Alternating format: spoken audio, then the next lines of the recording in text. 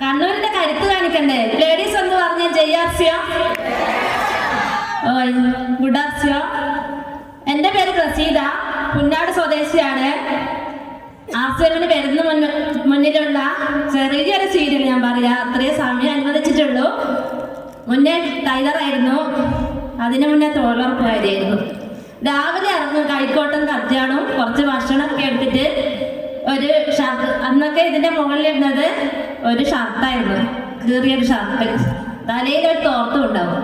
അങ്ങനെ ഇറങ്ങി ഞാൻ ഇന്ന് ആയിരക്കണക്കിന് ആളുകളുടെ ഇരിക്കുന്ന ഈ വേദിയിലേക്ക് കയറാൻ സാധിച്ചിട്ടുണ്ടെങ്കിൽ എന്നെ ഇതിലേക്ക് ഒരു ചതുക്കുഴിയിലേക്ക് ഇറക്കി വിട്ട ഒരാളുണ്ട്, എൻ്റെ സഹോദരനായ പ്രമോദ് സാർ. പറത്തന്തലൊക്കെ സിനിമ കണ്ടവരുണ്ടോ? നവ്യാതായരുണ്ട്, അത് വെള്ളത്തിൽ മുങ്ങി നീരുന്നൊരു സമയം ഉണ്ടായിരുന്നു. കറുത്ത നവ്യാതായിരുന്നു വെളുത്തിരിക്കുന്നു. അതുപോലെ ആർസിഎമ്മിൽ വന്നപ്പോൾ എൻ്റെ ജീവിതം മൊത്തം മാറി മറിഞ്ഞു. എൻ്റെ എല്ലാ സൗഭാഗ്യങ്ങളും എൻ്റെ എല്ലാ സന്തോഷങ്ങളും എനിക്ക് ആർസിഎമ്മിൽ കൂടെ തിരിച്ചു കിട്ടി. അതിന് കാരണക്കായ എല്ലാ ലീഡേഴ്സിനോടും പേരെടുത്ത് പറയാൻ സാധിക്കില്ല, എല്ലാ ലീഡേഴ്സിനോടും നന്ദി പറയുന്നു. ഇന്ന് ഒരു സ്റ്റാഫ് പാർട്ടി അച്ചീവറാണ്. ഒരു 55,000 രൂപയുടെ മുകളിൽ വരുമാനം വാങ്ങിച്ചു. എവിടെ കിട്ടുമല്ലേ? വിദ്യാഭ്യാസം പറയല്ല, ഫോട്ടോക്കെ ഇട്ടായിരിക്കും നല്ല വിദ്യാഭ്യാസം ഉണ്ടെന്ന് 10ാം ക്ലാസ് വരെ പഠിച്ചിട്ടുള്ളൂ കേട്ടോ. അതുകൊണ്ട് ആർക്കും ആർസിഎമ്മിൽ വിജയിക്കാൻ പറ്റും. എന്തുകൊണ്ടെന്ന് വിജയിക്കാൻ കാരണം വെച്ചാൽ വീട്ടിൽ നിന്നുള്ള ഒരുപാട് എതിർപ്പുണ്ട്. ഇന്ന് പല ലേഡീസും വർക്കിന് പോകുന്ന സമയത്ത് വീട്ടിൽ കരഞ്ഞു ഇരിക്കേണ്ട അവസ്ഥ ഉണ്ടായിരിക്കും. അതേ അവസ്ഥയിലായിരുന്നു ഞാനും. എന്നെ വീട്ടിൽ നിന്ന് ഒഴിവാക്കേണ്ട അവസ്ഥ വരെ ഉണ്ടായി.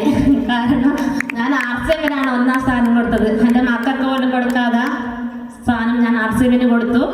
പക്ഷേ ഇന്ന് എന്നെ ഏറ്റവും അംഗീകരിക്കുന്ന, എൻ്റെ നാട്ടിലും എൻ്റെ സമൂഹത്തിൽ അംഗീകരിക്കുന്ന, എൻ്റെ വീട്ടിലും അംഗീകരിക്കുന്ന ഒരാളായി മാറാൻ എന്നെ കൊണ്ട് പറ്റിയതാണ് എൻ്റെ ആർസിഎമ്മിൻ്റെ ഏറ്റവും വലിയ സത്യസന്ധത. ഞാൻ അറിഞ്ഞില്ല ഞാൻ ഇങ്ങനെയൊക്കെ മാറുമെന്ന് അറിഞ്ഞത് ആർസിഎമ്മിൽ വന്നപ്പോഴാണ്. കാരണം എൻ്റെ ഉള്ളിലുള്ള കഴിവിനെ എനിക്ക് പുറത്തെടുക്കാൻ വേണ്ടി സാധിച്ചു. ഇപ്പോൾ എവിടെ പോയാലും ആർസിഎമ്മിന് പറയാതിരിക്കാൻ എനിക്ക് പറ്റില്ല. കാരണം ഇന്നിവിടെ 2 പേര് ട്രെയിനിൽ വെച്ച് 2 വർഷം മുന്നേ പരിചയപ്പെട്ടവരുണ്ട്. അവരിന്നിവിടെ എത്തിയിട്ടുണ്ട്. അവർക്ക് ഞാൻ നന്ദി പറയുന്നത്. കാരണം എവിടെ പോയി കഴിഞ്ഞാൽ നമുക്ക് ആർസിഎം പറയാം. ഗോപകുമാർ സാർ പറഞ്ഞിട്ടുണ്ടല്ലേ, നമുക്ക് സുഹൃത്തുക്കളും കുടുംബക്കാരൊക്കെ കുറച്ചേ ഉണ്ടാവും, പക്ഷേങ്കിൽ അറിയാത്തവർ ഒരുപാടുണ്ടാവും. ഞാൻ അറിയാത്തവരോട് മാത്രമേ ആർസിഎം പറഞ്ഞിട്ടുള്ളൂ. ഒരു ഹോം മീറ്റിംഗ് വീട്ടിൽ വെച്ചപ്പോൾ അടുത്ത വീട്ടിലൊക്കെ ക്ഷണിച്ചു, ആരും വന്നില്ല. ലീഡേഴ്സ് വരുമ്പോൾ എനിക്ക് ഭയങ്കര മൂഡ് ഓഫ് ആയി. ഐസാറൊക്കെ വിജയ് സാറൊക്കെ മീറ്റിംഗ് വെക്കുമ്പോൾ ആരും ഉണ്ടാവില്ല, സങ്കടം വരും. പക്ഷെ ഇന്ന് എൻ്റെ വീട്ടിൽ മീറ്റിംഗ് വെക്കാറില്ല. കാരണം എൻ്റെ ചെറിയ വീടാണ് കേട്ടോ, അതിലേക്ക് ആൾക്കാരെ തികയുന്നില്ല, പുറത്ത് നിൽക്കേണ്ട അവസ്ഥ. അപ്പോൾ ഞാൻ ഹാളിലേക്ക് മീറ്റിംഗ് മാറ്റി. ഇന്ന് എൻ്റെ കൂടെ ജോലി റിസൈൻ ചെയ്തിട്ട് ആൾക്കാർ എൻ്റെ കൂടെ ആർസിഎമ്മിനെ വിശ്വസിച്ച് വരുന്നു. അവരെയൊക്കെ എനിക്ക് ചേർത്ത് പിടിക്കാൻ സാധിക്കുമെന്നതിനകത്ത് യാതൊരു സംശയമില്ല. കാരണം ഏറ്റവും നല്ല ലോകത്തിലെ ഏറ്റവും നല്ലൊരു പ്രസ്ഥാനത്തിന് മാത്രമാണ് നമ്മൾ എത്തിയിട്ടുള്ളത്. അതിനെല്ലാവരും മനസ്സിലാക്കുക.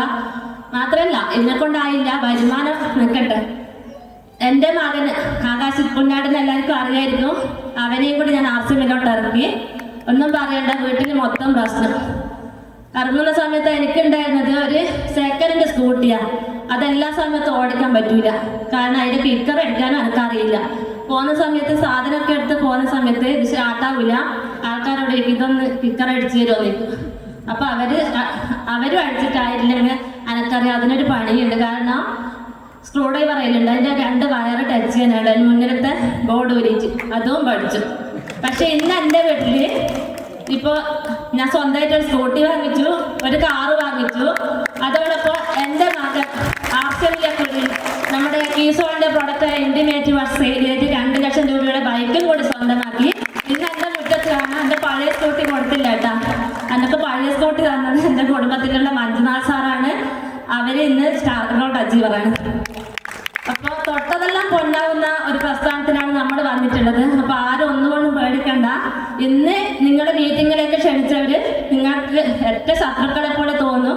അങ്ങനെ ഒരു മീറ്റിങ്ങിന് വന്നപ്പോൾ പ്ലാന് വരുന്നു, അങ്ങനെ മനസ്സോടെ വന്ന ഒരാളാണ്. 2 ഭാഗത്ത് 2 വട്ടോട്ടൊക്കെ കാണിക്കുന്നു. ഞാൻ പുറകിലിരുന്ന് ഉറങ്ങി. പക്ഷെ ഇതിൻ്റെ പ്ലാന് പഠിച്ചോ ഇപ്പോൾ ഉറക്കില്ലാത്ത അവസ്ഥയിലാക്കി. ഇന്ന് 60ൽ കൂടുതൽ ആൾക്കാർ എൻ്റെ ടീമിൽ നിന്ന് ഇവിടെ പങ്കെടുത്തിട്ടുണ്ട്. പിന്നെ ചാപ്പാത്തിന് വെറുതെ ആയതല്ല, കാരണം ലീഡേഴ്സ് പറയുന്ന കാര്യങ്ങൾ അനുസരിച്ച് മീറ്റിങ്ങിന് പ്രാധാന്യം കൊടുത്തു. ആദ്യമൊക്കെ ലീഡേഴ്സ് പോകുന്ന വണ്ടിയിൽ 2-3 ആൾ പോയാൽ ഞാൻ ഓരോ ബസ് ബുക്ക് ചെയ്താണ് രാജഗിരി ഓഡിറ്റോറിയത്തിലേക്കൊക്കെ പോകാറ്. അതുകൊണ്ട് മാത്രമാണ് ഉത്തരവാദിത്തം ഏറ്റെടുക്കാൻ തയ്യാറായിട്ടുണ്ടെങ്കിൽ നമുക്ക് എവിടെയും വിജയിക്കാം. അല്ലാതെ ലീഡേഴ്സ് എപ്പോൾ വിളിച്ചുകൊണ്ട് ആളായി മാറിയിട്ടുണ്ടെങ്കിൽ നമുക്ക് ഇതിലേക്ക് വിജയിക്കാൻ ഒട്ടും പറ്റില്ല. അതുകൊണ്ട് എല്ലാ പ്രാവശ്യവും ബസ് ബുക്ക് ചെയ്തിട്ട് പോകും. പക്ഷെ ആദ്യത്തെ പ്രാവശ്യം പോയപ്പോൾ കുറേ ആൾക്കാർ വരാതിരുന്നു. 6000 രൂപ എനിക്ക് നഷ്ടം തന്നെയായിരുന്നു. പക്ഷെ അതേ 6000 രൂപ നഷ്ടമായിട്ടല്ല ഞാൻ കണ്ടത്, 6000 രൂപ അതിന് ഇൻവെസ്റ്റ് ആയിട്ടാണ് ഞാൻ കണ്ടത്. പിന്നെ ഇപ്പോൾ എൻ്റെ കഥ പറഞ്ഞ ചൈനീസ് ബാമ്പിൻ്റെ കഥ പറഞ്ഞ പോലെയാണ്. കാരണം 5-6 വർഷമായി ഈ ആർസിഎം നട്ട് വളർത്തുന്നത്, നനച്ചുകൊണ്ടേയിരിക്കുന്ന.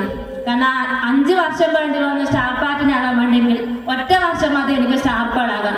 എന്തായാലും 2025 അവസാനിക്കുമ്പോഴേക്കും ഞാൻ സ്റ്റാർ പാടായി. ഇപ്പോഴത്തെ വരുമാനം പറഞ്ഞാൽ 1 ലക്ഷം രൂപയോടുണ്ടാവും. ആ ഒരു വരുമാനം ഞാൻ എന്തായിട്ടും വാങ്ങിയെടുക്കുന്നതിനകത്ത് യാതൊരു സംശയമില്ല. കാരണം കൂടെ തിരക്കുള്ള ആൾക്കാർ ഒരുപാട് വന്നിട്ടുണ്ട്. ജോലിയൊക്കെ റിസൈൻ ചെയ്ത് വീട്ടിൽ നിന്നൊക്കെ ഒരുപാട് പ്രശ്നങ്ങളുള്ള ആൾക്കാർ വന്നിട്ടുണ്ട്. എനിക്ക് ഒരു പ്രശ്നമല്ല, കാരണം അത്രയും പ്രശ്നം അനുഭവിച്ച ഒരാളാണ് ഞാൻ. ഇന്ന് പക്ഷെ ഹസ്ബൻഡിന്റെ സപ്പോർട്ട് ചെറുതൊന്നല്ല കേട്ടാ. കാരണം ക്ലീനർ ആയിരുന്നു ബസ്സിൽ. അപ്പോൾ നമുക്ക് കൃഷിപ്പണിയൊക്കെ ഉണ്ട്, 5-10 ആൾക്കാർ ജോലി ചെയ്യുന്നുണ്ടാവും. അതിന് വേണ്ട ഭക്ഷണമൊക്കെ ആക്കി വെക്കാതിരിക്കുമ്പോൾ എന്നോട് പ്രശ്നമുണ്ടായിരുന്നു. അപ്പോൾ ഞാൻ രാവിലെ എഴുന്നേറ്റിട്ട് ഭക്ഷണമൊക്കെ ആക്കി വെച്ച് ഞാൻ ആർസിഎമ്മിൻ്റെ മീറ്റിങ്ങിനൊക്കെ പോകും. അതില്ലെങ്കിൽ കൂടുതൽ പ്രശ്നമാണ്. അപ്പോൾ അന്നെനിക്ക് ആർസിഎം നിർത്തായിരുന്നു. കാരണം കുറേ ജോലിക്കാരുണ്ട്, വീട്ടിൽ തിരക്കുണ്ട്, മക്കളെ വളർത്തണം, ഇതൊക്കെ എനിക്ക് പറയായിരുന്നു. പക്ഷെ ഞാൻ 1-ാം സ്ഥാനം എന്തോ തന്നെയായാലും കുറച്ച് കഷ്ടപ്പെട്ട് കഴിഞ്ഞാലും 1-ാം സ്ഥാനം കണ്ടത് ആർസിഎമ്മിന് മാത്രമായതുകൊണ്ട് ഈ സ്റ്റേജിലേക്ക് കയറാൻ അവസരം കിട്ടി. ഇതുവരെ എവിടുന്ന് അംഗീകാരങ്ങളൊന്നും കിട്ടിയിട്ടില്ല. കുറേ കുറ്റപ്പെടുത്തൽ മാത്രമേ കിട്ടിയിട്ടുള്ളൂ. സോപ്പൊക്കെ എടുത്ത് ആദ്യമൊക്കെ സെയിൽ ചെയ്യുന്ന സമയത്ത് കുറേ കുത്തുവാക്ക, ചില ദിവസം രാവിലെ മുതൽ കരഞ്ഞാൽ വൈകുന്നേരം വരെ കരയാനുണ്ടാവും. മാത്രമല്ല വീട്ടിൽ വന്നാലുള്ള അവസ്ഥയാണ്, അത് ആരോടും പറഞ്ഞറിയിക്കാൻ പറ്റില്ല, അനുഭവിക്കണം. കാരണം മുന്നിന്ന് കരയില്ല, ശക്തമായി നിൽക്കും. പക്ഷെ കുളിമുറിയിൽ പോയി കരയും, ഒരുപാട് കരഞ്ഞിട്ടുണ്ട്. കാരണം ഈ വണ്ടി ചാട്ടാകുന്ന സമയത്ത് രാത്രി കണ്ട് എന്നെ വിളിക്കുന്നു, എനിക്ക് എന്നെ വരാനായിട്ടില്ലേന്ന്.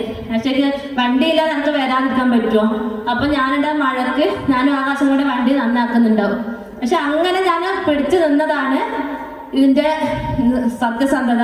അതുപോലെ എല്ലാവരും പിടിച്ചു നിൽക്കാൻ തയ്യാറായിട്ടുണ്ടെങ്കിൽ മാത്രമേ ഇത് മുന്നോട്ട് പോകാൻ പറ്റൂ. മാത്രമല്ല ആകാശിനെ കൊണ്ട് പറഞ്ഞു, പിന്നെ നെക്സ്റ്റ് ജനറേഷൻ്റെ പ്രോഗ്രാം ഉണ്ടായിരുന്നു കഴിഞ്ഞ ഡൽഹിയിൽ. ഏകദേശം 10,000-ഓളം ആൾക്കാർ പങ്കെടുക്കുന്ന ഒരു വേദിയിൽ റോയൽറ്റി ആയിക്കൊണ്ട് ആകാശിനാണ് ആ റെക്കഗ്നേഷൻ കിട്ടിയത്. അതെന്നെ സംബന്ധിച്ചിടത്തോളം കണ്ണ് നിറഞ്ഞു. കാരണം അവനെ കൂട്ടി ഇറങ്ങുമ്പോൾ നാട്ടിൽ നിന്ന് വട്ടാന്നൊന്ന് വെച്ച ആൾക്കാർ എൻ്റെ സ്റ്റാറ്റസ് കണ്ടപ്പോൾ ഭയങ്കരമായിട്ട് എന്നെ ഇങ്ങോട്ടേക്ക് വിളിക്കുന്ന രീതിയിലേക്ക് മാറി. ഇപ്പോൾ എന്താ പറയുക, ഒരു കല്യാണം വിളിച്ചാൽ എനിക്ക് പോകാൻ സമയം കിട്ടാത്ത അവസ്ഥയിലേക്ക് വന്നു. ഇപ്പോൾ കല്യാണത്തിനൊക്കെ പോയി കഴിഞ്ഞാൽ അടുത്തോട്ട് ആൾക്കാർ വരുന്നുണ്ട്, പക്ഷെ മിണ്ടാൻ പോലും സമയമില്ല. കാരണം ഹൃദയത്തിൽ ആർസിഎം ഉണ്ടെങ്കിൽ നമുക്ക് ആർസിഎമ്മിനെ എന്നും മുന്നോട്ടേക്ക് തന്നെ കൊണ്ടുപോകാൻ പറ്റും. അങ്ങനെയുള്ളൊരു വ്യക്തിയാണ്.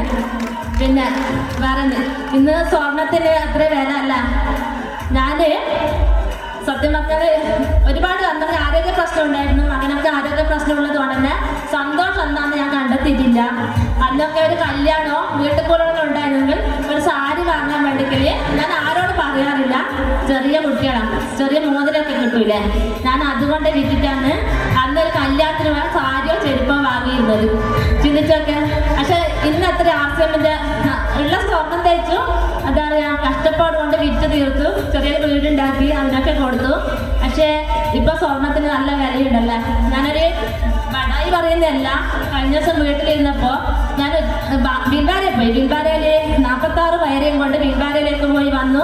എല്ലാവരും ഇവിടെയും പങ്കെടുത്തിട്ടുണ്ട്, എല്ലാവരും ഭയങ്കര ഹാപ്പിയാണ്. അപ്പോൾ ഇങ്ങനെ ഇരിക്കുന്ന സമയത്ത് ഞാൻ എൻ്റെ ഹസ്ബൻഡിനോട് പറഞ്ഞു, എനിക്കൊരു ബ്രേസ്ലെറ്റ് വാങ്ങണമെന്ന് ഭയങ്കര ആഗ്രഹം വന്നു. അറിഞ്ഞിട്ടില്ല എൻ്റെ ഒക്കെ പൈസ ഉണ്ടെന്നുള്ള കാര്യം. ഉച്ചക്ക് പറഞ്ഞു, എൻ്റെ അന്നാ ഒന്ന് അടക്കട്ടെ എന്ന് പറഞ്ഞു. ഞാൻ ചോദിച്ചു നിങ്ങൾ വരുന്നോന്ന് ചോദിച്ചു. എന്നാ ഞാൻ വരുന്നില്ല. അവർ ചോദിച്ചു വെറുതെ പറയുന്നതാണ്. ഞാൻ ചോദിച്ചു അന്ന് ആകാശിനെയും കൂടി പോട്ടെ എന്ന് ചോദിച്ചു. അവിടെ പോയപ്പോഴാണ് ഞാൻ വില ചോദിക്കുന്നത്. അപ്പം അവന് 58,000 രൂപയാണ്. ഞാനൊരു ബ്രേസ്ലെറ്റ് വാങ്ങിച്ചു സ്വന്തമായി. പിന്നെ എല്ലാ സ്വർണ്ണങ്ങളും വിറ്റു, എല്ലാ കഷ്ടപ്പാടും സഹിച്ചുകൊണ്ട് നിൽക്കുന്ന സമയം